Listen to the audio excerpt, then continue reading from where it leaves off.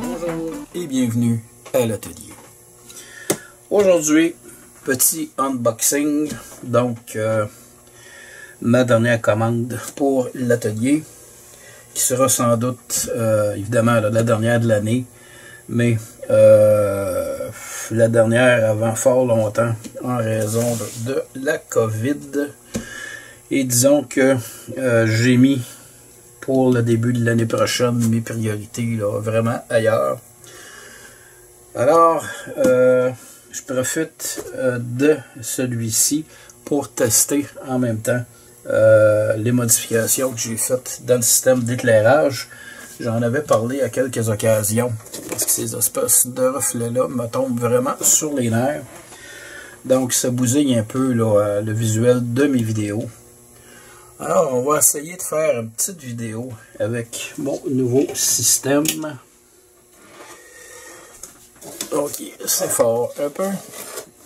Alors, premier item que je vous présente ici, c'est une étau. En fait, avec... On va la sortir et regardez, on a ici deux paires de mâchoires.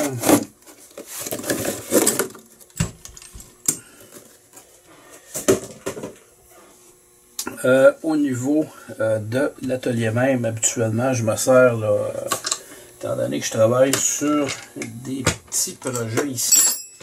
Donc, je me servais habituellement de celle-ci, qui est pas très grosse. Et bon, pour continuer de développer, donc, continuer de développer mes différents projets. Donc, je vous ai mentionné là, à certaines occasions qu'à mes heures, j'étais un petit inventeur. Donc, j'ai des prototypes à développer. Et cette étau-ci va m'aider. Donc, elle peut à la fois être prise sous une table. On peut également la visser. Ce que j'aime bien, évidemment, c'est qu'on retrouve deux paires de mâchoires. Donc, on peut la retourner. Et évidemment, au besoin, on peut également la tourner là, de côté. Et on retrouve dans le milieu un arbre qui est quand même là, assez solide. Donc, comparativement là, les étaux standards où on retrouve là, la petite vis là, qui est pas très grosse. Donc, c'est beaucoup plus solide. Alors, ça va répondre à mes besoins pour un certain temps. Donc, ailleurs, j'ai accès là, à vraiment là, très, très gros étaux là, du genre de ce qu'on retrouve, par exemple, dans les garages. Mais pour l'instant, c'est pas accessible. Donc, on va se contenter de celle-ci. Ici, évidemment, ici on fait un petit peu de mécanique, mais beaucoup d'électronique. Donc, des relais. On peut voir ici, en entrée 12 volts DC, et ça peut supporter jusqu'à 250 volts VAC. Donc, plusieurs petits relais à l'atelier. On va également retrouver ici, pour les petits projets, vraiment petits, ce qu'on appelle en anglais des limit switch. Donc, ça va tout simplement là, laisser passer un courant tant et aussi longtemps, qui est un truc qui va appuyer ici. Donc, il va enfoncer le petit bouton qui est là. Donc, tant que ça c'est enfoncé, le courant va passer. Et du moment que ça ne l'est plus, évidemment, ça va couper le courant. Donc, quelques limit switch qui vont être utilisés dans différents projets. Ici, un lot qui est commandé. Ce sont des condensateurs. Donc des condensateurs avec des valeurs différentes. Et ce type de condensateur-ci, c'est vraiment là, pour les circuits d'alimentation. Souvent, on retrouve des condensateurs avec des valeurs, soit une valeur au niveau du voltage et en microfarad, mais il faut aussi vérifier sur le côté. On peut avoir du 80 degrés ou du 105 degrés. Et dans un circuit, par exemple, où c'est du 105 degrés, si on remplace par du 80, on risque d'avoir des petits problèmes. Donc, des condensateurs. Ici, on va ouvrir une bobine de soudure. Donc avec un mix le plomb éteint de 63-37. On voit couramment là, du 60-40, mais j'aime mieux un mix à 63-37. Donc ça colle un petit peu plus. Ici, j'en avais parlé. Là, je sais pas si on peut les ouvrir. Ouais, on peut les ouvrir comme ça. Donc, vous avez sûrement vu dans certaines de mes vidéos des afficheurs comme ceux-ci qui vont venir nous afficher le voltage et l'ampérage d'un appareil. Donc, j'en ai 4 parts, un troisième que j'ai commandé qui est beaucoup plus petit. Donc, en déballant tous les trucs, on va sûrement le retrouver. On retrouve ici, bon, ça porte plusieurs noms, des goupilles. En anglais, je crois qu'on appelle ça des spring pins. Donc, c'est des trucs que j'utilise assez souvent dans le cadre de mes projets. Ici, on en a de différentes grosseurs. Et on me demandait dernièrement s'il existe, on va remettre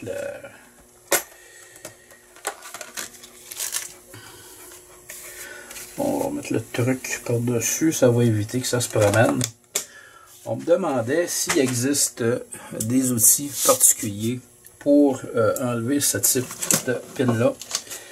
Évidemment, avec ce qu'on appelle un punch, on peut toujours le faire, mais je vais vous montrer ici un outil qui est vraiment spécifique à ce type-là de pin-là.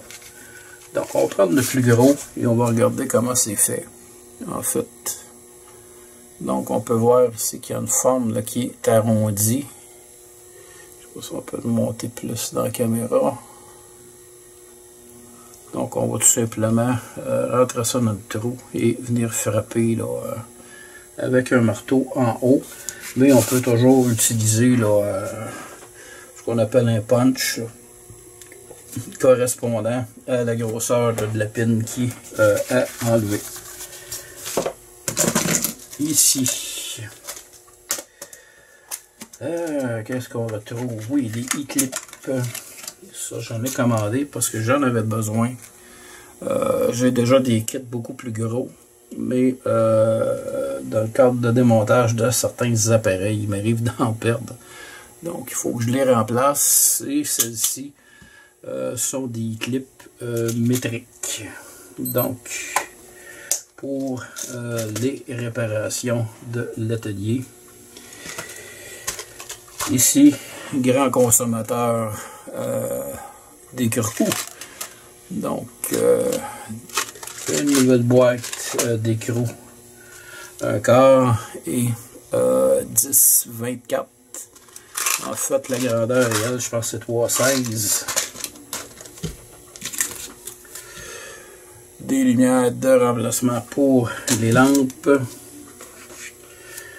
On a ici des disques à tronçonner. Ça, on peut l'ouvrir.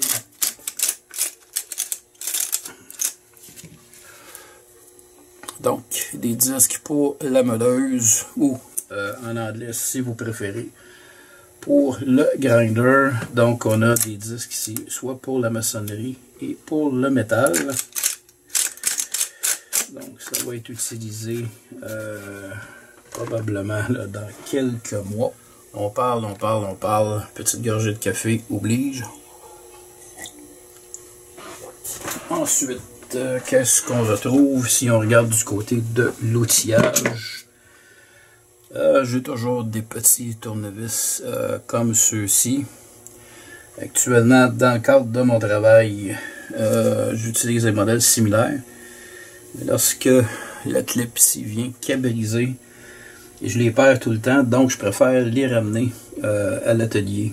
J'en donne et je le remplace tout simplement. C'est pas très cher et j'en utilise là, plutôt j'en ajoute peut-être 4-5 par année, ce qui est peu pour l'utilisation que j'en fais. Nouveau modèle de pince à l'atelier, c'est la première fois que j'ajoute une pince comme celle-ci. J'ai en fait dans mon coffre de pinces des pinces similaires qui sont beaucoup plus grosses que celle-ci. En fait, là, que j'utilise pour enlever là, des durites là, sur le bord des moteurs, par exemple. Celle-ci va vraiment demeurer à l'atelier. Peut être utilisée là, pour venir mettre là, des connecteurs là, dans des endroits difficiles d'accès. C'est de la marque Maximum. Donc, ça devrait durer assez longtemps. J'avais besoin de remplacer certaines limes que j'utilise souvent. Donc, des limes de 8 pouces, on va l'ouvrir, de marque Nicholson. Bon, c'est des petites limes rondes comme celle-ci. Et bon, sont huileuses. Et ce qui me fait rire, c'est que quand je suis allé chez un de mes fournisseurs, il y avait une, je pense, de diamètre similaire qui était seule, qui était à 5 $ et quelques cents, et pour à peu près une différence de 30 cents. Tu as les 3 limes de la même marque, dans le même contenant. Donc, on va en avoir en remplacement. Et j'ai avec moi la mascotte de l'atelier qui manifeste la présence de son maître. Alors, je vous reviens. Autre outil, une pince multiprise d'une grandeur de 6.5. J'en ai plusieurs, mais des grosses. Et dernièrement, j'ai été pris. J'avais besoin de ce type de pince-là pour effectuer un travail. Et malheureusement, ça a été plus difficile de prévu parce que j'avais pas ce type de pince-là. Donc, je m'en suis procuré une. Et, oh, c'est très bien fermé. On va couper le plastique. Alors, pas très grand comme pince, mais fort utile. Et pour ceux qui connaissent peu les outils, pas mal chaque fournisseur a un code de couleur. Lorsque vous voyez ce type de bleu là sur un outil, habituellement c'est de marque Channel Lock. Ici, du ruban électrique de couleur rouge que j'utilise régulièrement. Et qu'est-ce qu'on a d'autre? Dans les produits, j'ai acheté ceci qui semble relativement nouveau, du moins là, à ma connaissance. Donc, nettoyant et dégraissant de qualité industrielle. Alors, j'ai pas eu l'occasion encore de l'essayer. Donc, je vais en faire l'essai prochainement. Et ce qui est pratique sur ce contenant-ci, c'est qu'on peut acheter également ce qu'on appelle des recharges. Donc, c'est un petit contenant qui nous permet de venir déverser le liquide ici et d'utiliser le vaporisateur ici. Donc, j'espère que ça fera vraiment le travail. Et finalement, bon, pour le circuit électronique, vous aurez compris qu'on n'utilise pas un compresseur. Donc la pression est beaucoup trop forte et ça peut endommager des composants électroniques. Alors, j'utilise tout simplement des contenants comme ceux-ci, qui contiennent tout simplement de l'air sous pression. Évidemment, là, en sortant, ça peut sortir un peu liquide, mais ça va sécher immédiatement. Alors, c'était un petit unboxing rapide. Le dernier de 2020. Et le prochain sera probablement autour du printemps 2021, si c'est pas à l'été. Parce que disons qu'avec la pandémie, tout mon stock a été renouvelé. Alors, j'ai pas besoin de faire la commande avant assez longtemps. Alors, je termine là-dessus. Je vous dis merci et à la prochaine.